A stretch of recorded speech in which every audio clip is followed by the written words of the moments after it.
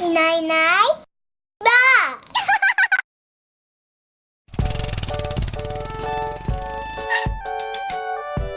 あこんにちは、僕消防車くん。今日もアンパンマンと一緒に街で火事が起こってないかパトロールしに行くよ。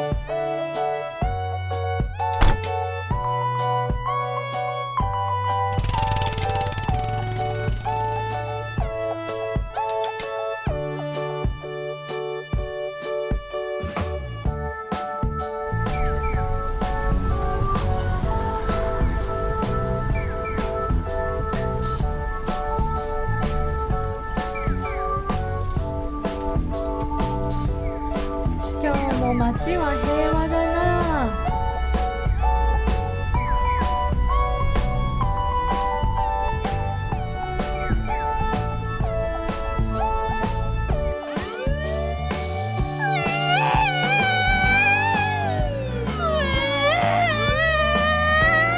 あ、お家が火事になってる。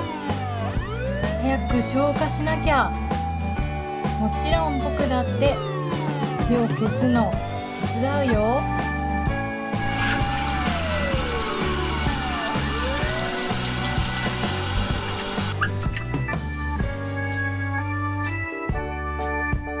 消防車くん、アンパンマン、ありがとう。